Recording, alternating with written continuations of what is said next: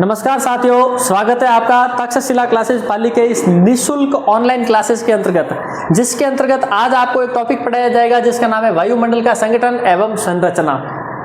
विद्यार्थियों, काफी समय हो चुका था, लगभग 2.5 साल की लंबी अवधि, जिसके दौरान एक भी वीडियो में ले नहीं पाया था और साथ साथ में मेरी भी इच्छा थी कि कुछ न कुछ ऑनलाइन एक आध वीडियो पढ़ाया जाए ताकि कुछ न कुछ बच्चों को सीखने का मौका मिले और अपने यहाँ पे जो कुछ भी पढ़ाया जाता है वो कंप्लीट यहाँ एक प्रकार से यहाँ पे अगर पढ़ लिया तो फिर और कुछ एक्स्ट्रा देखने की बहुत कम गुंजाइश रहती है। उसको दृष्टिगत रखते हुए अपन पढ़ाने का प्रयास करते हैं। तो अपन शुरू करते हैं वायुमंडल का संगठन एवं संरचना। तो विद्यार्थियों, क्या होता है वायुमंडल? वायुमंडल का मतलब होता है पृथ्वी के चारों ओर का वातावरण, जिसके अंतर्गत पाई जाने वाली सारी गैसों का आवरण कहलाता है वायुमंडल। तो वायुमंडल का मतलब पृथ्वी के चारों ओर पाई जाने वाली गैसों का आवरण क्या कहलाता है? वायुमंडल कहलाता है। वायुमंडल कहलाता है। वायुमंडल में क्या आता है? पृथ्वी के चारों ओर पाई जाने वाली विभिन्न प्रकार की गैसें आती है। तो एक उपकरण होता है विद्यार्थियों जिसका नाम है रेडियो साउंड। ये रेडियो साउंड उपकरण क्या होता है? रेडियो साउंड उपकरण वायुमंडल के अध्ययन में प्रयुक्त उपकरण है। वायुमंडल के अध्ययन में प्रयुक्त उपकरण। याद रखना विद्यार्थियों, ये रेडियो साउंड नाम का एक उपकरण है जिसका उपयोग किसमें किया जाता है? वायुमंडल के अध्ययन में किया जाता है। जैसे कि वर्षा को मापना हो या बारिश होगी कि नहीं होगी, मौसम अनुमान में, मौसम पूर्वानुमान में उपयोग किए जाने वाला उपकरण है जिसका नाम है रेडियो साउंड। यह प्रश्न आरपीएससी फर्स्ट ग्रेड में आ चुका है। इसके अलावा विद्यार्थियों अपन ये पढ़ेंगे जिसमें अब थोड़ा सा आगे अपन पढ़ने का प्रयास करते हैं कि वायुमंडल जो है कहां तक की ऊंचाई तक कितना पाया जाता है। याद रखना विद्यार्थियों, पूरे वायुमंडल का 50% हिस्सा मात्र और मात्र 5500 मीटर यानी कि 5.5 किलोमीटर की ऊंचाई तक ही पाया जाता है। यानी कि 50% वायुमंडल का हिस्सा, यानी कि आधा हिस्सा, कितना परसेंट? आधा हिस्सा। वायुमंडल, पूरे वायुमंडल का आधा हिस्सा जो है 5500 मीटर की ऊंचाई तक पाया जाता है। जैसे कि मान लीजिए पृथ्वी है और ये वायुमंडल है, और वायुमंडल का जो लगभग अपन कितनी ऊंचाई तक जाएंगे? 5500 मीटर यानी कि 5.5 किलोमीटर की ऊंचाई तक अगर अपन जाएंगे तो यहाँ पे 50% वायुमंडल का हिस्सा इससे नीचे रहेगा। इससे नीचे कितना परसेंट हिस्सा वायुमंडल का? 50% से ज्यादा हिस्सा। इसके अलावा जब आप 29 किलोमीटर की ऊंचाई तक जाओगे, 29 किलोमीटर की ऊंचाई तक जाओगे तो वहां पे लगभग वायुमंडल का 97% हिस्सा आ जाएगा, और वही आप 32 किलोमीटर की ऊंचाई तक जाओगे तो लगभग 99% वायुमंडल का हिस्सा इसके अंतर्गत पूरी तरह से समाहित हो जाएगा। इससे अपन को पता चलता है कि 32 किलोमीटर से नीचे वायुमंडल नहीं पाया जाता है, यानी 32 किलोमीटर से नीचे ही सबसे ज्यादा वायुमंडल पाया जाता है। कितना परसेंट? 99%। बाकी का एक ऊपर पाया जाता है। इसके बारे में अपने थोड़ी बहुत जानकारी प्राप्त की। अब अपन पढ़ेंगे विद्यार्थी वायुमंडल के संगठन के बारे में। किसके बारे में? वायुमंडल के संगठन के बारे में। वायुमंडल का संगठन।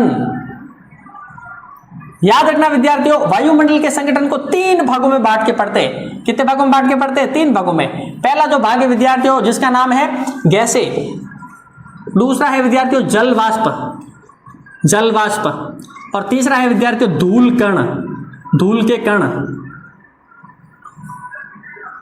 कण। ठीक है, तो पहला है विद्यार्थियों गैसें। अब अपन जानकारी प्राप्त करेंगे गैसों के बारे में। किसके बारे में? गैसों के बारे में। वायुमंडल के संगठन को 3 भागों में बांट के पढ़ते हैं। पहला गैसें, दूसरा जल वाष्प, और तीसरा है धूल कण। सबसे पहले अपन गैसों के बारे में जानकारी प्राप्त करेंगे।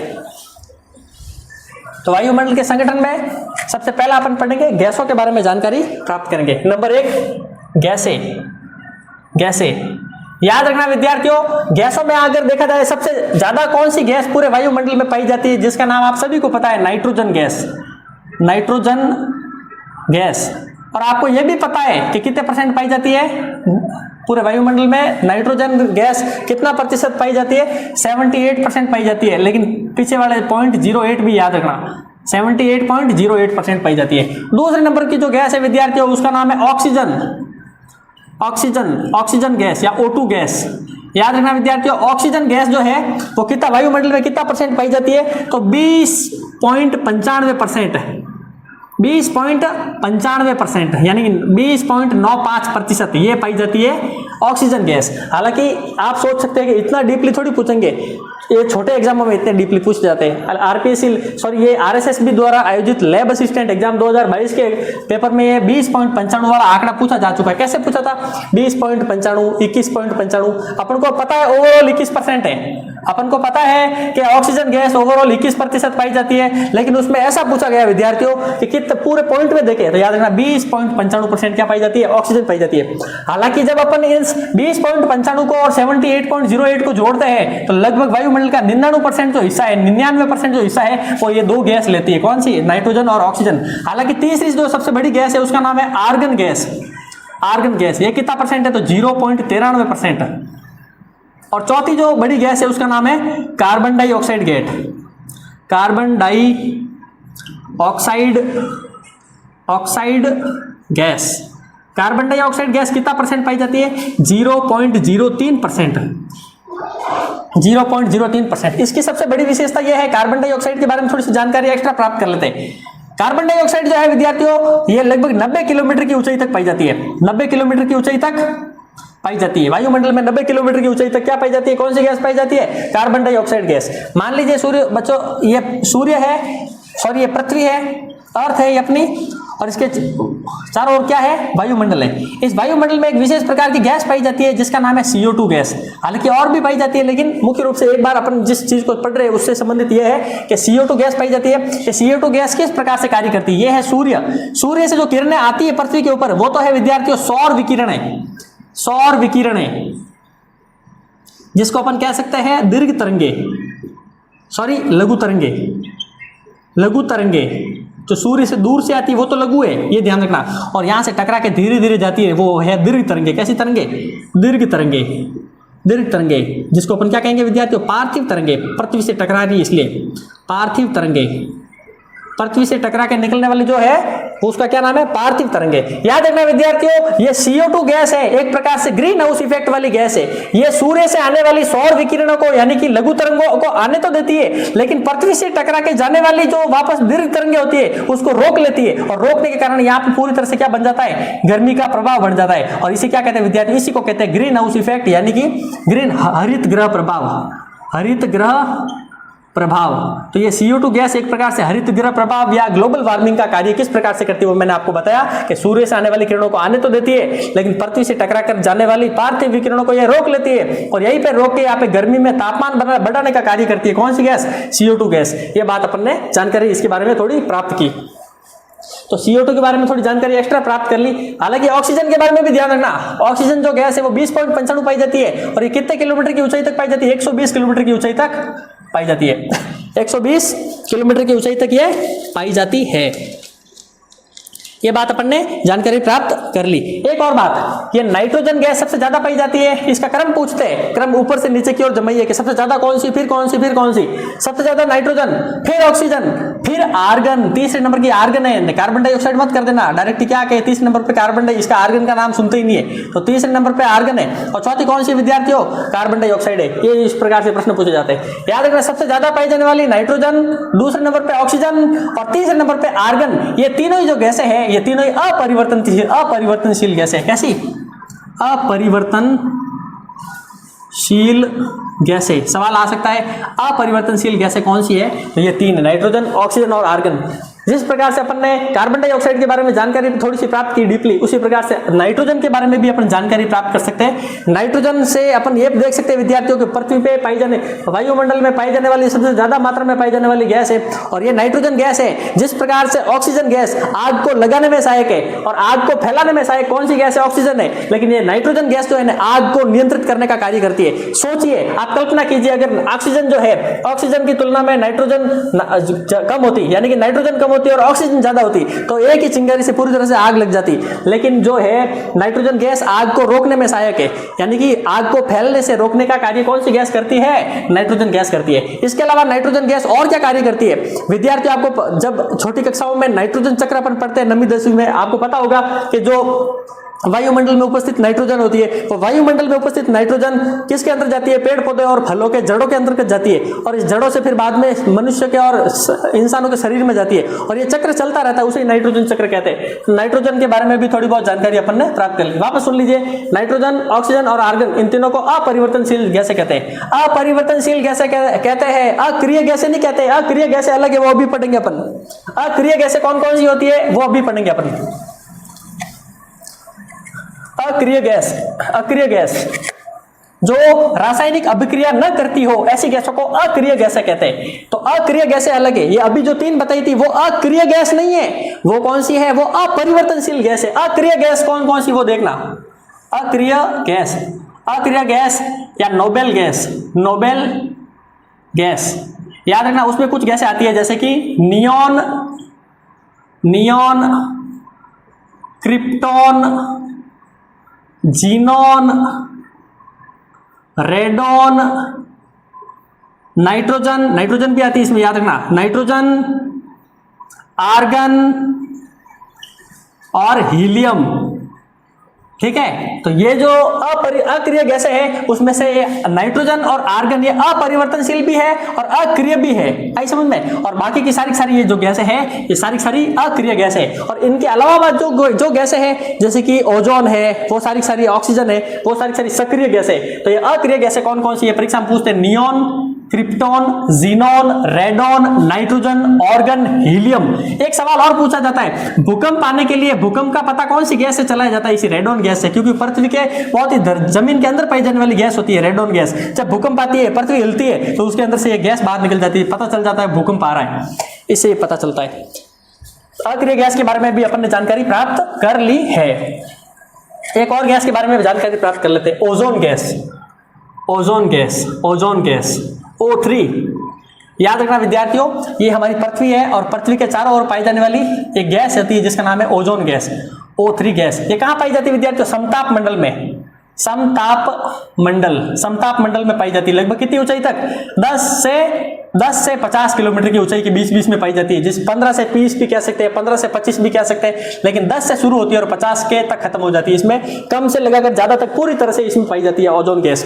ओजोन गैस क्या कार्य करती है? ओजोन गैस सूर्य से आने वाली पराबैंगनी विकिरणों को रोकती है और हमारे शरीर को बचाने का कार्य करती है। सोचिए, अगर ओजोन गैस का विनाश हो गया, ओजोन गैस खत्म हो गई, तो ये सूर्य से आने वाली जो किरणें होगी भयानक रूप से हमारे शरीर को विपरीत ढंग से प्रभावित करेगी। तो ये एक प्रकार से पृथ्वी का सुरक्षा कवच अपन कह सकते हैं। वायुमंडल के अंतर्गत उपस्थित पृथ्वी का ये सुरक्षा कवच के रूप में अपन इसको जान सकते हैं। तो पृथ्वी का सुरक्षा कवच किसे कह सकते हैं? पृथ्वी की सुरक्षा छतरी या पृथ्वी का सुरक्षा कवच अपन किसको कह सकते हैं? ओजोन गैस को कह सकते हैं, जिसके बारे में अपने जानकारी प्राप्त कर ली है। तो विद्यार्थियों, वायुमंडल के संगठन के अंतर्गत अपन ने 3 चीजों को पढ़ा था। सबसे पहला कौन सा था? वायुमंडल के संगठन के अंतर्गत सबसे 3 चीजें। सबसे पहले गैसें, दूसरा जलवाष्प और तीसरा धूलकण। तो गैसों के बारे में आपने जानकारी प्राप्त कर ली है। अब दूसरी जो चीज है उसके बारे में जानकारी प्राप्त करनी है, वो क्या है? जलवाष्प, ह्यूमिडिटी। जलवाष्प, ह्यूमिडिटी क्या होता है विद्यार्थियों? जलवाष्प यानी कि जल का गैसीय रूप ही जलवाष्प कहलाता है। जो पानी का गैसीय रूप होता है वो क्या कहलाता है विद्यार्थियों? जलवाष्प कहलाता है। अच्छा, इसको और अपन ढंग से समझते हैं। ये मान लीजिए पृथ्वी है और पृथ्वी के बीचों बीच जो रेखा गुजरती है उसका नाम है 0 डिग्री अक्षांश। 0 डिग्री अक्षांश, इसका नाम क्या है विद्यार्थियों? भूमध्य रेखा। कौन सी रेखा? इक्वेटर, भूमध्य रेखा। भूमि को बीच से काटने वाली रेखा भूमध्य रेखा या विषुवत रेखा। और उत्तर में उत्तरी ध्रुव, दक्षिण में दक्षिणी ध्रुव। याद रखना, सूर्य का सबसे ज्यादा जो प्रकाश है ना, सूर्य का सबसे ज्यादा प्रकाश कौन सी रेखा के ऊपर पड़ रहा है? देखिए, सबसे ज्यादा प्रकाश कौन सी रेखा पर पड़ रहा है? भूमध्य रेखा पे। और जैसे जैसे ध्रुवों की ओर जा रहे हैं तो प्रकाश की मात्रा घट रही है। यानी कि सूर्य का सबसे ज्यादा प्रकाश यानी कि गर्मी सबसे ज्यादा कहां पे पड़ती है? लगभग सीधी गर्मी कहां पड़ती है? तो इसी इक्वेटर पे पड़ती है, इसी 0 डिग्री अक्षांश या भूमध्य रेखा के ऊपर पड़ती है। और वही ध्रुवों की ओर पर जाते हैं तो गर्मी की मात्रा क्या होती जाती है? घटती जाती है। सर्दी बढ़ती जाती है, गर्मी घटती जाती है। कहां पे? ध्रुवों के ऊपर। इस वजह से अपन ये कह सकते हैं कि सूर्य का प्रकाश सबसे ज्यादा यहाँ पे, तो यहाँ ज्यादा प्रकाश पड़ेगा तो यहाँ जो समुद्र होगा, समुद्र से क्या निकल जाएगी, भाप, और भाप बढ़ के क्या बन जाएगी, जलवाष्प। तो जलवाष्प की अगर देखा जाए सबसे ज्यादा जलवाष्प कहाँ पाई जाती है, तो भूमध्य रेखा के क्षेत्रों में सबसे ज्यादा जलवाष्प पाई जाती है। कितना परसेंट, लगभग 4 से 5% जलवाष्प पाई जाती है। कहाँ पे, भूमध्य रेखीय क्षेत्रों में। तो भूमध्य रेखीय क्षेत्रों में लगभग 4 से 5% के करीब क्या पाई जाती है विद्यार्थियों, जलवाष्प पाई जाती है। इसके अलावा सबसे कम कहाँ पे पाई जाती है, तो ध्रुवीय क्षेत्र पूरी तरह से शुष्क होते हैं, और इसके अलावा रेगिस्तानी जो उपोष्ण मरुस्थलीय क्षेत्र है वो भी शुष्क होते हैं। तो दो क्षेत्र, एक तो ध्रुवीय क्षेत्र, एक मरुस्थलीय क्षेत्र, यहाँ पे 1% ही पाई जाती है। तो सबसे ज्यादा जलवाष्प कहा, सबसे ज्यादा जलवाष्प भूमध्य रेखीय क्षेत्रों में, सबसे कम जलवाष्प कहा तो रेगिस्तानी और ध्रुवीय क्षेत्रों में सबसे कम 1%, और औसत जलवाष्प कितना होता है पूरी पृथ्वी पे, तो 2% होता है। ये अपन ने जलवाष्प के बारे में भी जानकारी प्राप्त कर ली। इसके अलावा जलवाष्प के बारे में एक और छोटी जानकारी, सामान्य जानकारी एक और है, वो क्या है, वो ये है विद्यार्थियों, जलवाष्प जो होती है विद्यार्थियों वो भी CO2 की तरह कार्य करती है। CO2 की तरह ये भी प्राथमिक गैस है एक प्रकार की जलवाष्प, जो सूर्य से आने वाली विकिरणों को आने तो देती है, लेकिन जो पार्थिव विकिरण जो पृथ्वी से टकरा के वापस जाती है उसको रोकने का कार्य करती है और गर्मी को बढ़ाने का कार्य करती है। कौन सी गैस, कौन सा संगठन का रूप, कौन सा, जलवाष्प। तो संगठन के अंतर्गत अपन ने 3 चीजें पढ़ी थी, एक तो गैस है, दूसरा जलवाष्प, और तीसरा है अब धूलकण। क्या है विद्यार्थियों, धूलकण। धूलकण क्या है विद्यार्थियों, धूलकण। तो धूलकण के बारे में अपन जानकारी प्राप्त करेंगे। धूलकण एक प्रकार से ऐसे कण होते हैं, उसमें क्या क्या हो सकते हैं, पराग का कण हो सकता है, पराग का कण हो सकता है, या धूल का ही कण हो सकता है, धूल के कण हो सकते हैं विद्यार्थियों, ज्वालामुखी से निकला कण हो सकता है, निकला कण हो सकता है, और साथ साथ में विद्यार्थियों ज्वालामुखी से निकला कण हो सकता है, और साथ साथ में उल्का पिंड, उल्का धूल का कण हो सकता है, का कण हो सकता है। ये जो कण होता है एक प्रकार से आर्द्रता, ये जैसे कण होते हैं ये कण आर्द्रताग्राही होते हैं। आर्द्रताग्राही का मतलब क्या होता है, ये एक प्रकार से जल वाष्प को खींच के अपने आसपास में लपेट लेते हैं, जिससे किसका निर्माण होता है, बूंद का निर्माण होता है। किसका निर्माण होता है, बूंद का निर्माण होता है, और इसी से बारिश होती है। तो संघनन की क्रिया में महत्वपूर्ण भूमिका निभाने का कार्य कौन करते हैं, यही धूलकण करते हैं। इसके बारे में अपन ने जानकारी प्राप्त की। तो धूलकण के बारे में भी अपन ने क्या कर ली, एरोसोल या धूलकण के बारे में भी जानकारी प्राप्त कर ली। एक विद्यार्थी एक और बात है कि ये जो धूलकण है और किसके लिए कार्य करते हैं, तो धूलकण प्रकीर्णन के लिए बहुत महत्वपूर्ण है। प्रकीर्णन के लिए बहुत ही महत्वपूर्ण है, और मुख्य रूप से कौन सा प्रकीर्णन, वर्णात्मक या रेले प्रकीर्णन। क्या होता है रेले प्रकीर्णन। इसी प्रकीर्णन के प्रभाव से ही जो आकाश का रंग नीला दिखाई देता है, और शाम के समय गोधूली वेला के समय जो आकाश का रंग है लाल किस वजह से दिखाई देता है, जब धूल कणों के प्रभाव से प्रकीर्णन होता है सूर्य की क्रिया से, तो उससे ही उसका कलर अलग दिखाई देता है। तो परीक्षा में प्रश्न पूछा जा सकता है कि आकाश का रंग नीला क्यों है या शाम के समय में लाल क्यों होता है, इसी प्रकीर्णन के कारण उसका रंग लाल होता है। आप कहोगे तो सिंपल है, सिंपल नहीं है, सवाल आएगा प्रकीर्णन, परावर्तन, अपवर्तन, विकिरण, तो क्या करोगे, प्रकीर्णन। तो प्रकीर्णन भी कौन सा, वर्णात्मक या रेले प्रकीर्णन। तो ये किसके लिए जरूरी है, धूल कणों के लिए। प्रकीर्णन की वजह से ही आकाश का रंग नीला या लाल दिखाई देता है। लाल कब, शाम के समय में। तो अपन ने विद्यार्थियों वायुमंडल के संगठन के अंतर्गत इसकी जानकारी प्राप्त कर ली है, धूलकण की भी जानकारी प्राप्त कर ली है। तो वायुमंडल के संगठन के अंतर्गत अपन ने यह पढ़ा कि कौन सी गैस कहां कितनी पाई जाती है, जलवाष्प कितना % पाई जाती है, और धूलकण किस प्रकार से कार्य करता है। अब अपन विद्यार्थियों पढ़ेंगे वायुमंडल की संरचना के अंतर्गत किसके बारे में पढ़ेंगे, वायुमंडल की संरचना के बारे में। तो वायुमंडल का संगठन अपना टॉपिक हो गया है, अब अपन पढ़ेंगे वायुमंडल की संरचना। वायुमंडल की संरचना याद रखना विद्यार्थियों, वायुमंडल की संरचना को भी 2 भागों में बांटा हुआ है, 2 भागों में। एक तो है तापमान के आधार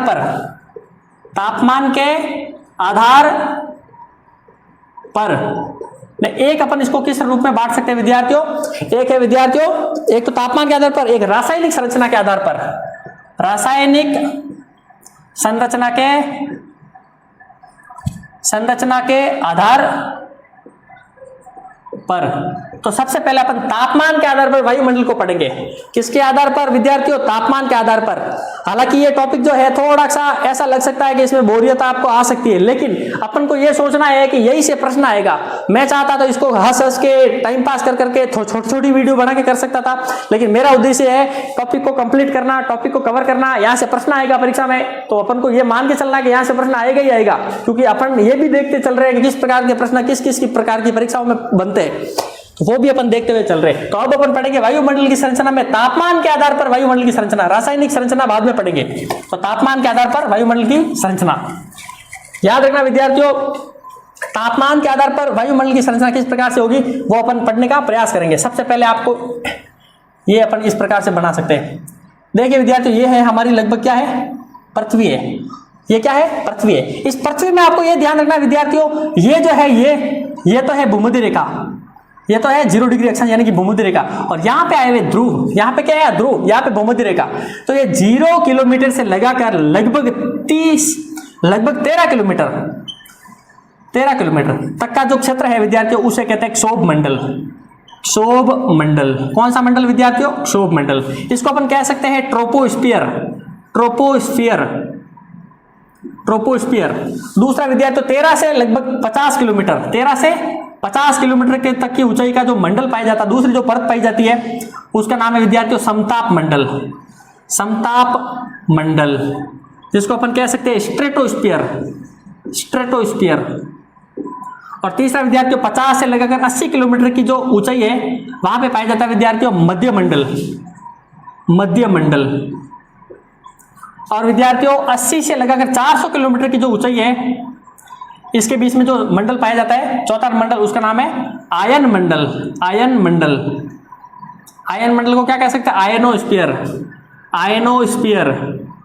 आयनोस्फीयर। और इस मध्य मंडल को मेसोस्फीयर या मिजोस्फीयर भी कहते हैं। और पांचवा कौन सा है? बहिर्मंडल।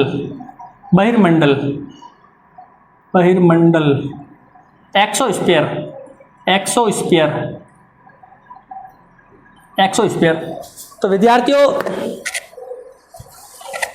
विद्यार्थियों ये जो वायुमंडल की संरचना के अंतर्गत 5 ताप मंडल पाए जाते हैं। पहले है क्षोभ मंडल, दूसरा समताप मंडल, तीसरा मध्य मंडल, चौथा आयन मंडल और पांचवा है बहिर्मंडल। सबसे पहला अपन देखेंगे क्षोभ मंडल। क्षोभ मंडल क्या होता है विद्यार्थियों?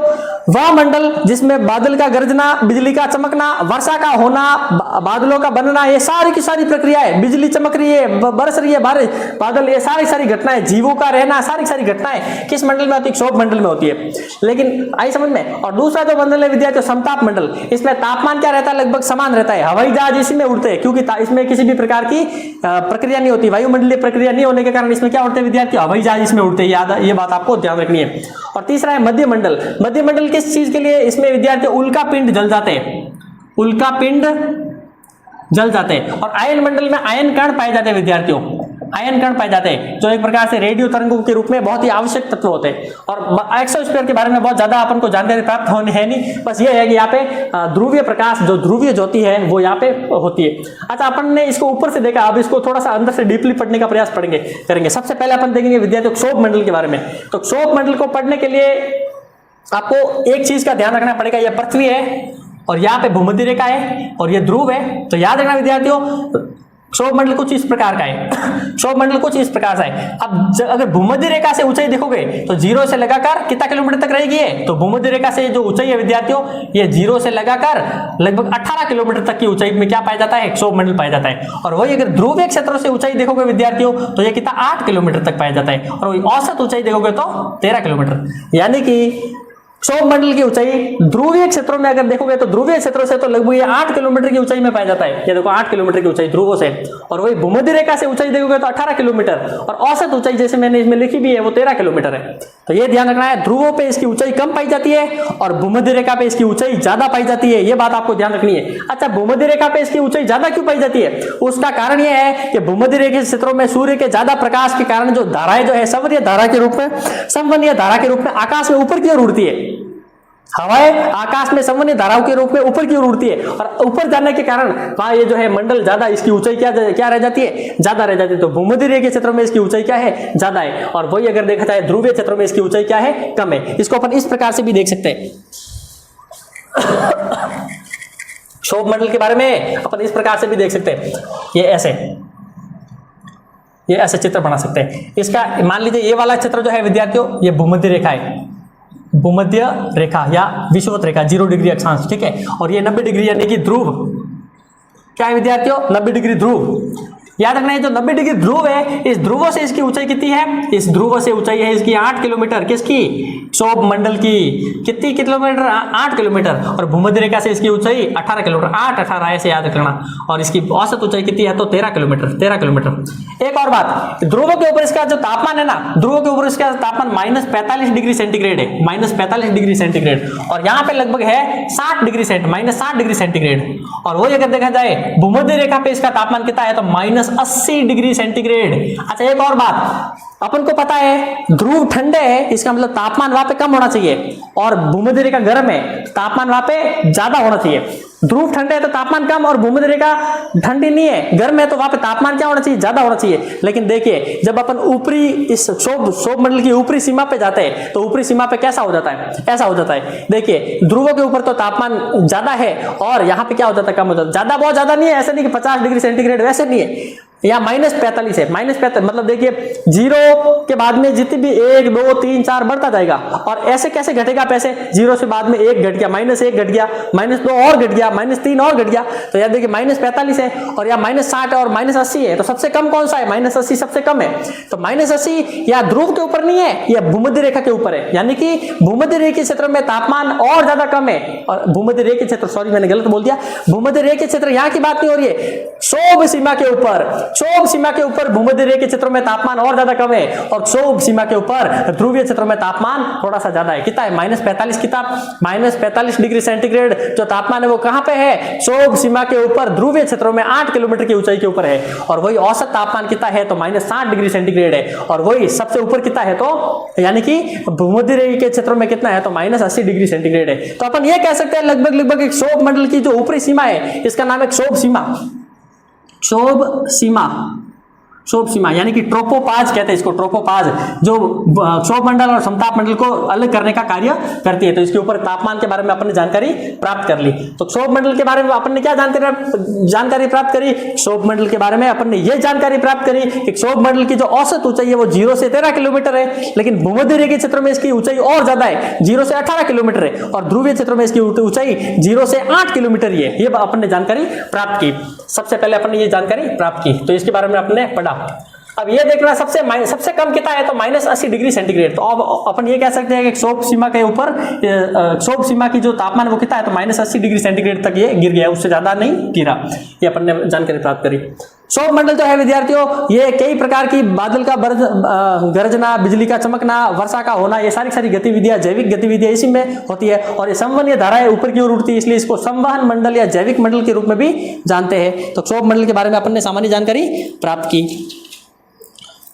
एक और बात यह है विद्यार्थियों कि भूमध्य रेखा के क्षेत्रों में इसकी जो ऊंचाई ज्यादा होने के कारण ही ये -80 डिग्री सेंटीग्रेड तक हो पाया है, यानी कि इसकी ऊंचाई के कारण ये तापमान बहुत ज्यादा कम है। अगर ये जितना नीचा होगा तापमान ज्यादा होगा, और जितना ऊंचा होगा तापमान कम होगा। उसका कारण क्या है, एक होता है सामान्य ताप ह्रास दर, यानी कि जमीन से आप जितनी ऊंचाई की ओर जाओगे तापमान हमेशा घटेगा, जमीन से जितनी ऊंचाई के ऊपर जाओगे तापमान घटेगा। कितना घटेगा, लगभग 165 मीटर की ऊंचाई पर 1 डिग्री सेंटीग्रेड तापमान घटेगा, यानी कि 165 मीटर आप आकाश में जाओगे तो 1 डिग्री सेंटीग्रेड तापमान घट जाएगा। अपन ऐसे भी कह सकते हैं कि 1 किलोमीटर या 1000 मीटर की ऊंचाई पर 6.5 डिग्री सेंटीग्रेड तापमान गिर जाता है, यानी कि 165 मीटर की ऊंचाई पर तो 1 डिग्री सेंटीग्रेड, और इस हिसाब से अपन निकाले तो 1 किलोमीटर यानी कि 1000 मीटर की ऊंचाई पर 6.5 डिग्री सेंटीग्रेड तापमान घट जाता है। सामान्य रूप से ये कह सकते हैं कि आकाश की ओर जाने पर तापमान कम हो जाता है, घट जाता है। यही कारण है कि इसकी ऊंचाई ज्यादा होने के कारण तापमान यहाँ की तुलना में यहाँ पे घट गया, यानी कि ध्रुव की तुलना में भूमध्य रेखा के क्षेत्रों में क्षोभ सीमा के पास में तापमान घट गया। ये बात आपको क्या रखनी है, ध्यान रखनी है। यहाँ -45 क्यों है, क्योंकि ये थोड़ा सा नीचा है, और ये -60 क्यों है, क्योंकि ये थोड़ा सा ऊंचा है, और ये बहुत ज्यादा ऊंचा है भूमध्य रेखा के क्षेत्र में, तो ये हो गया। तो ये पक्की ध्यान रखनी है कि ध्रुवीय क्षेत्रों में क्षोभ मंडल की ऊंचाई, जो क्षोभ मंडल जो है वो छोटा है, और भूमध्य रेखा के क्षेत्रों में क्षोभ मंडल की मोटाई क्या है, ज्यादा है। ये अपन ने इसके बारे में जानकारी प्राप्त की। इसको परिवर्तन मंडल भी कहते हैं, और ये जो क्षोभ सीमा है इसको मौसम परिवर्तन की छत कहते हैं। इस क्षोभ सीमा को मौसम परिवर्तन की छत क्यों कहते हैं, क्योंकि इस सीमा के ऊपर ये वायुमंडलीय गतिविधियां बहुत ही कम देखी जाती है, जैसे बादल का गर्जना, बिजली का चमकना, वर्षा का होना, ये बहुत कम देखा जाता है। अब अपन पढ़ेंगे विद्यार्थियों समताप मंडल के बारे में। किसके बारे में विद्यार्थियों, समताप मंडल के बारे में। समताप मंडल के बारे में आपको जानकारी प्राप्त करने से पहले थोड़ा सा क्षोभ मंडल के बारे में वापस देख लेते हैं। ये मान लीजिए एक बार वापस देख लीजिए थोड़ा ढंग से, ये लो, ये मान लीजिए ये है क्षोभ मंडल, क्षोभ मंडल, ये भूमध्य रेखा, ये भूमध्य रेखा, भूमध्य रेखा, और ये है विद्यार्थियों ध्रुव। ध्रुव के ऊपर क्षोभ मंडल की ऊंचाई 8 किलोमीटर और भूमध्य रेखा पे 18 किलोमीटर, और वही आगे कौन चालू हो जाएगा, समताप मंडल। कौन सा मंडल, समताप मंडल।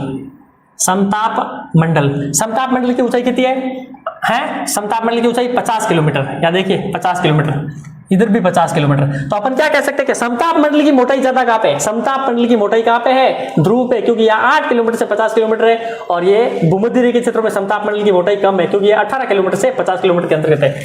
याद रखना 20 किलोमीटर की ऊंचाई पर अगर आप जाओगे तो समताप रेखा इस प्रकार की पाई जाएगी लंबवत रूप में। तो ये समताप रेखाएं किस प्रकार से पाई जाएगी, लंबवत रूप में। कितनी ऊंचाई तक, 20 किलोमीटर की ऊंचाई तक। और जैसे ही इसके ऊपर जाओगे तो तापमान और ज्यादा बढ़ जाएगा। कितना बढ़ जाएगा, समताप सीमा तक जाओगे, ये समताप सीमा, इस समताप सीमा तक जाओगे तो तापमान कितना बढ़ जाएगा, लगभग 0 डिग्री सेंटीग्रेड तक बढ़ जाएगा। मतलब 0 डिग्री पे भी बढ़ा है, क्योंकि यहाँ पे तो घट गया था, यहाँ तो -80 हो गया था, और यहाँ पे 0 डिग्री बढ़ गया। आई समझ में। और समताप मंडल में विद्यार्थियों मैंने बताया था बीच में 10 से 50 किलोमीटर की ऊंचाई तक ओजोन गैस पाई जाती है, जिसको जो है सूर्य से आने वाली पराबैंगनी विकिरणों को रोककर हमारी रक्षा करने का कार्य करती है, वो भी इसी समताप मंडल में ही पाई जाती है। तीसरा अपन पढ़ेंगे विद्यार्थियों, तीसरा अपन पढ़ेंगे मध्य मंडल के बारे में। किसके बारे में, मध्य मंडल के बारे में। थोड़ा सा मैं फास्ट कर रहा हूं, इस वजह से आपको थोड़ा सा ऐसा लग सकता है कि ये इतना समझ में नहीं आ रहा होगा, लेकिन इसको धीरे पढ़ते तो समझ में आता है, लेकिन धीरे पढ़ने के तो इतना अपन पास समय नहीं है, तो मैं कम टाइम में रिवीजन करवाने का प्रयास कर रहा हूं। तीसरा जो है विद्यार्थियों मध्य मंडल। मध्य मंडल, याद रखना उल्का पिंड जो होते हैं आकाश से आते हैं, और आकाश से उल्का पिंड आके जैसे ही मध्य मंडल में प्रवेश करते हैं तो मध्य मंडल में उल्का पिंड क्या हो जाते हैं, जल जाते हैं। क्या हो जाते हैं, जल जाते हैं। या तापमान ऊपर की ओर गए थे, घटा था, फिर यहाँ पे बढ़ गया था, 0 डिग्री हो गया था, या -80 हुआ था, या बढ़ गया था, और यहाँ जाओगे तो वापस घट जाएगा। कितना घट जाएगा, -100 डिग्री सेंटीग्रेड तक, -100 डिग्री सेंटीग्रेड तक घट जाएगा। कहां पे, मध्य मंडल में। तो याद रखना क्षोभ सीमा पर तापमान कितना था, -80 डिग्री सेंटीग्रेड। वो भी कौन सी जगह पे, भूमध्य रेखा पे। ध्रुव पे तो कितना था, -45 ही था, और औसत कितना था, 60 ही था। और वो जैसे ही समताप मंडल पे आएगा तो तापमान बढ़ गया, कितना बढ़ा, 0 डिग्री तक आ गया। और जैसे ही मध्य मंडल में गए तो मध्य मंडल में वापस घट गया, कितना हो गया, -100 डिग्री सेंटीग्रेड तक घट गया। और चौथा आएगा विद्यार्थियों सबसे महत्वपूर्ण परत, ये जो सबसे हार्ड के रूप में जाना जाता है, ये डस्ट बार बार मेरे हाथ से छूट रहा है। सबसे जो महत्वपूर्ण है यह है आयन मंडल। आयन मंडल, आयन मंडल, इसको कहते हैं आयनोस्फीयर। इसमें आयन कण मौजूद होते हैं जो रेडियो के लिए जो बहुत ही महत्वपूर्ण माने जाते हैं। आयन मंडल भी 4 भागों में बटा हुआ है विद्यार्थियों। कितने भागों में बटा हुआ है, 4 भागों में। ये 80 किलोमीटर है और ये 400 किलोमीटर है। कितने भागों में बटा हुआ है, लगभग 4 भागों में बटा हुआ है। ये 99 किलोमीटर, 150 किलोमीटर, 380 किलोमीटर, यानी कि 80 से 400 किलोमीटर तक जो इसको 4 भागों में बंटा हुआ है। 80 किलोमीटर से 99 किलोमीटर, 99 से 150 किलोमीटर, 150 से 380 किलोमीटर, 380 से 400 किलोमीटर। इसको अपन कितने भागों में बांट सकते हैं, 1 2 3 4, 3 भाग में, 4 भाग में बांट सकते हैं। सबसे नीचे वाली परत का नाम है डी परत, फिर बाद में ई परत, ई परत, फिर बाद में एफ परत, फिर बाद में D E F G. A B C D आती कि नहीं आती, डी ई एफ जी परत, जी परत। याद रखना डी परत जो है विद्यार्थियों ये लंबी तरंगे, लंबी तरंगे। कैसी तरंगे विद्यार्थियों, लंबी तरंगे, कैसी तरंगे, long wave, LW long wave. तो याद रखना ये जो आयन मंडल है, इस आयन मंडल को 4 भागों में बांटा जाता है, डी परत, ई परत, एफ परत, जी परत। जो डी परत होती है वो लंबी तरंगों के रूप में होती है, और ए परत जो होती है वो मध्यम तरंगों के रूप में होती है, और एफ परत जो होती है वो लघु तरंगों के रूप में होती है। तो डी ई एफ को आपको इस प्रकार से ध्यान रखना है, सबसे नीचे वाली डी है, फिर उसके ऊपर वाली ई, फिर एफ परत, फिर जी परत। ये आयन मंडल के बारे में अपन पढ़ रहे हैं, ठीक है। एक और बात, ई परत का नाम पूछा जाता है। ई परत का नाम क्या है विद्यार्थियों, तो ई परत का नाम है कैनली हेवेसाइट परत। यह प्रश्न आरपीएससी फर्स्ट ग्रेड में पूछा जा चुका है। और एक और परत, एफ परत का नाम क्या है, एफ परत को भी 2 भागों में पढ़ते हैं, F1 और F2। इसका नाम है एप्लीटन परत, एप्लीटन परत। ये प्रश्न भी छोटे एग्जामों में पहले पूछा जाता था, आजकल ये ई वाला पूछ रहे हैं, कैनली हेवेसाइट। और ये भी पहले आता था, क्योंकि एफ से एप्लीटन याद हो जाता है, और ई से कैनली हेवेसाइट याद नहीं होता, इस वजह से ऐसे पूछे जाते हैं। तो आयन मंडल के बारे में भी विद्यार्थियों अपन ने जानकारी प्राप्त कर ली है। अब अपन पढ़ेंगे विद्यार्थियों बाह्य मंडल के बारे में। बाह्य मंडल के बारे में ज्यादा कुछ नहीं है, वैज्ञानिकों के पास में भी बहुत ज्यादा जानकारी प्राप्त इसके बारे में नहीं है। याद रखना, जो ध्रुवीय ज्योति होती है, तो उस ध्रुवीय ज्योति का प्रकाश वाला जो क्षेत्र होता है वो कहां पे होता है, बाह्य मंडल में होता है। जो उत्तरी ध्रुव, जैसे कि पृथ्वी है, इस पृथ्वी के उत्तरी ध्रुव पे जो ज्योति होगी उसको कहते हैं उत्तरी ध्रुवीय ज्योति, या सुमेरु ज्योति, या अरोरा बोरिलस ज्योति। और वही दक्षिणी ध्रुव में जो ज्योति होगी उसको अरोरा ऑस्ट्रेलियस या कुमेरु ज्योति के रूप में जाना जाता है। तो यही बहिर्मंडल के बारे में जानकारी प्राप्त करनी थी। एक और बात, इसी परतों के बीच में एक और परत होती है जिसका नाम होता है विद्यार्थियों, जिसका एक और परत है जिसका नाम है विद्यार्थियों वॉन एलन विकिरण परत। वॉन, इसको मिटा देते हो आप, समझ, एक बार इसको वापस देख लीजिए। क्षोभ मंडल, सारे जितने भी किसी भी प्रकार का वायुमंडलीय दाब है, हवा है, इस वाला कार्य कहां पे होता है विद्यार्थियों, क्षोभ मंडल में होता है। समताप मंडल में समान तापमान होता है, और यहाँ पे O3 ओजोन गैस भी पाई जाती है, जो सूर्य से आने वाली पराबैंगनी विकिरणों को रोकने का कार्य करती है। और इसके अलावा जो समताप मंडल जो है, इसमें सारी हवाई जहाजें उड़ने का भी कार्य इसी में होता है। और तीसरा जो है विद्यार्थियों मध्य मंडल में आपको ध्यान रखना है, 50 से 80 किलोमीटर की ऊंचाई तक इसमें उल्का पिंड जल जाता है, और इसकी मध्य परत जो है उसके ऊपर -100 डिग्री सेंटीग्रेड तक तापमान गिर जाता है। तो क्षोभ मंडल पे कितना गिरा, -80, समताप मंडल पर 0, और यहाँ पे मध्य मंडल पे -100 डिग्री सेंटीग्रेड। एक और बात, मैंने कहा कि सारी बादल बनना वगैरह सारे कार्य क्षोभ मंडल में होता है। लेकिन कई बार क्या होता है कि भूमध्य रेखा के क्षेत्रों में से जब हवाएं ऊपर की ओर उठती है, तो हवाएं ऊपर की ओर उठ के क्षोभ सीमा को तोड़ के ऊपर की ओर आ जाती है, और यहाँ पे भी कई प्रकार के छोटे मोटे बादल बन जाते हैं, जिसे कहते हैं विद्यार्थियों मुक्ताब मेघ या नेक्रियस क्लाउड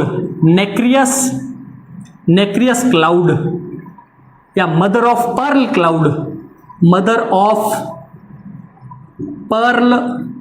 क्लाउड। तो याद रखना विद्यार्थियों, मुक्ताब मेघ कह दे, नेक्रियस क्लाउड कह दे, या मदर ऑफ पर्ल क्लाउड कह दे।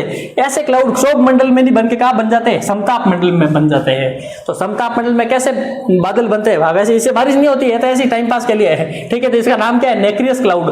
तो नेक्रियस क्लाउड कहां बनते हैं, समताप मंडल में बनते हैं। ऐसे प्रश्न यूजीसी नेट के पेपर में यहां से आते हैं। एक प्रकार के विशेष प्रकार के बादल मध्य मंडल में भी बनते हैं, जिसका नाम है नॉक्टिलुसेंट क्लाउड। तो नॉक्टिलुसेंट क्लाउड कहां बनते हैं, मध्य मंडल में, नॉक्टिलुसेंट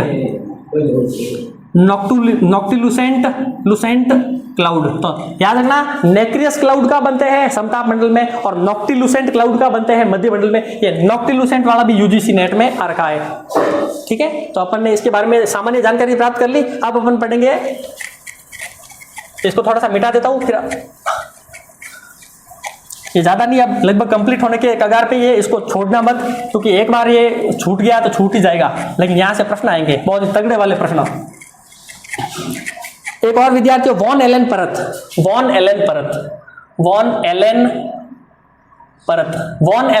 क्या होती है विद्यार्थियों, याद रखना, ये जो अभी अपन ने पढ़ा था उससे ऊपर एक और मंडल पाया जाता है जिसका नाम है चुंबकीय मंडल। इस चुंबकीय मंडल और वायुमंडल के बीच वाली जो परत होती है ना, उसका नाम है वॉन एलन परत। यह भी सबसे ऊंचाई पर पाई जाने वाली परत होती है। तो अपन ने वायुमंडल की संरचना के अंतर्गत विद्यार्थियों तापमान के आधार पर संरचना को पढ़ लिया है। अब अपन पढ़ेंगे एक और बात, क्षोभ मंडल में तापमान घटा था, समताप मंडल में तापमान थोड़ा सा बढ़ गया था, 0 डिग्री में आ गया था, मध्य मंडल में तापमान फिर घटा था, और उसके बाद में आयन मंडल और बहिर्मंडल में तापमान बढ़ा था। तो आयन मंडल और बहिर्मंडल को ताप मंडल भी कहते हैं, क्योंकि उसमें तापमान हमेशा बढ़ता रहता है, घटता नहीं। आई समझ में, ये बात आपको ध्यान रखनी है। अब अपन पढ़ेंगे विद्यार्थियों रासायनिक संरचना के आधार पर,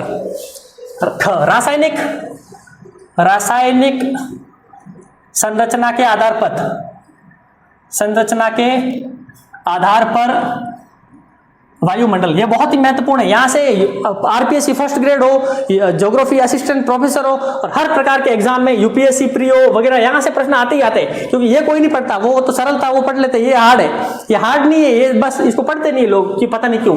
रासायनिक संरचना के आधार पर वायुमंडल, इसको ढंग से देख लेना, बहुत ही सरल है, इसमें कुछ हार्ड है ही नहीं इसमें। याद रखना विद्यार्थियों, रासायनिक संरचना के आधार पर इसको दो भागों में बांट सकते हैं वायुमंडल को। कितने भागों में बांट सकते हैं? एक तो 90 किलोमीटर तक, 90 किलोमीटर तक, 0 से 90 किलोमीटर तक का जो क्षेत्र है उसको तो अपन क्या कहेंगे विद्यार्थियों? सममंडल। क्या कहेंगे? सममंडल, मंडल। और लगभग 90 से ऊपर वाला जो है उसको कहते हैं विषम मंडल, विषम मंडल। सममंडल में कौन कौन सा आता है? तो अपन ने पढ़ा था 13 किलोमीटर तक क्षोभ मंडल, और 13 से 50 किलोमीटर तक समताप मंडल, और थोड़ा सा मध्य मंडल का भी भाग आ जाता है। मध्य मंडल का कितना भाग? थोड़ा सा भाग बस, बाकी का मध्य मंडल इसमें आएगा। और मध्य मंडल और क्षोभ मंडल जो है 0 से 13 किलोमीटर, 13 से 50 किलोमीटर तक, 50 किलोमीटर तक समताप मंडल, और मध्य मंडल पूरा इसी में आएगा। थोड़ा सा मेरे से गलती हो गई, मध्य मंडल 80 किलोमीटर तक आएगा, और उसके थोड़ा सा भाग इसका आयन मंडल का थोड़ा सा भाग इसमें आ जाता है, क्योंकि आयन मंडल 80 से 400 तक होता है। तो ये अपन को बात ध्यान रखनी है। तो एक बार आपके मिक्स नहीं हो जाए, मैं आपको शॉर्ट में यही बताता हूँ, शॉर्ट में बस यही बताता हूँ। प्रश्न यहाँ से, प्रश्न कहाँ से आएगा मैं अभी बताने वाला हूँ। वो यह है कि 90 किलोमीटर तक तो है सममंडल, और 90 से ऊपर क्या है? विषम मंडल। सममंडल में क्षोभ मंडल और समताप मंडल और मध्य मंडल आते हैं, और आयन मंडल और बहिर्मंडल जो है वो विषम मंडल में आता है। लेकिन विषम मंडल में आयन मंडल और बहिर्मंडल नाम नहीं होता है, नाम कुछ और होता है। देखिए विद्यार्थियों, आकाश में विभिन्न प्रकार की गैसें पाई जाती है, और उन गैसों की रचना के आधार पर जिस जगह पे जो गैस ज्यादा पाई जाएगी तो उसी के आधार पर उसका नाम रख दिया। और यहाँ से खूब प्रश्न आए, अभी जो आरपीएससी फर्स्ट ग्रेड का पेपर हुआ उसमें भी आया ना, पहले भी खूब आए। तो अभी मैं आपको बताता हूँ, टेस्ट का गया, मैं मीठा बार बार रहा हूं ताकि मैं क्या हर चीज को न्यू से स्टार्ट करूं। देखना विद्यार्थियों, ये 0 किलोमीटर से लगाकर 90 किलोमीटर तक तो है सममंडल, और उसके बाद में विद्यार्थियों 90 से 200, 1100, 3500, 10,000, 200, 1100, 3500 और 10,000, 10,000। ये देखना आप,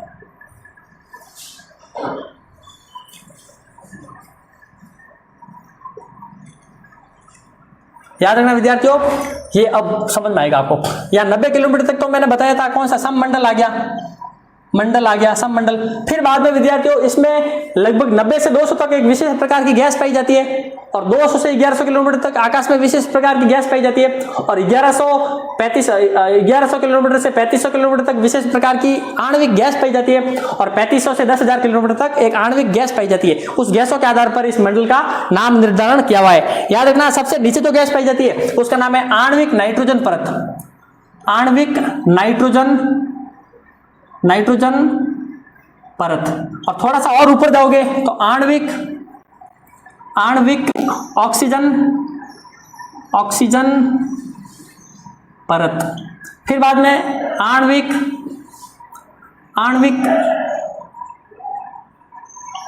हीलियम परत, और फिर बाद में चौथा नंबर पर आणविक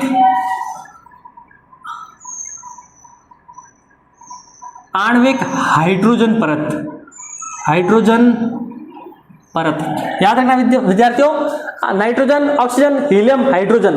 तो नीचे से ऊपर की ओर क्रम 90 किलोमीटर से ऊपर, ये आपको संख्या याद नहीं है तो कोई बात नहीं, इसमें ये पूछते हैं कि ऊपर से नीचे की ओर बताओ और नीचे से ऊपर की ओर बताओ। तो अपन नीचे से ऊपर की ओर एक बार याद कर लिया तो ऊपर से नीचे की ओर अपन को करने में ज्यादा समय नहीं लगेगा। याद रखना, सबसे ज्यादा गैस कौन सी पाई जाती है? नाइट्रोजन। फिर बाद में दूसरी कौन सी? ऑक्सीजन। ठीक है, ये दो तो याद हो गई। फिर बाद में याद ही से हाइड्रोजन और हा से हाइड्रोजन, ही से हीलियम और हा से हाइड्रोजन, ऐसे नीचे से ऊपर की ओर चलना है। तो ये प्रश्न जो है, ये प्रश्न दिखने में ऐसा लग रहा है कि ये कोई ऐसा कोई आ सकता है, यही प्रश्न खूब सारे एग्जामों में इतना रिपीट हुआ है कि ये घिस के पूरा अभी और आएगा परीक्षा में। इस वजह से मैंने इसको रासायनिक संरचना को छोड़ा नहीं है, मैंने ये भी करवाई है। याद रखना, सबसे पहले सममंडल के बाद में विषम मंडल को 4 भागों में बांटा जाता है। पहला आणविक नाइट्रोजन परत, फिर आणविक ऑक्सीजन परत, फिर आणविक हीलियम परत और आणविक हाइड्रोजन परत। पूछ सकते हो सबसे ऊपर कौन सी पाई जाती है? हाइड्रोजन। सबसे नीचे कौन सी? नाइट्रोजन। फिर नीचे से ऊपर की ओर, ऊपर से नीचे की ओर, इस प्रकार के प्रश्न पूछ जाते हैं। तो विद्यार्थियों, हमने इस निःशुल्क कक्षा के अंतर्गत अपन ने प्रयास प्रयास किया, एक वायुमंडल के टॉपिक का एक समग्र अध्ययन करने का प्रयास किया।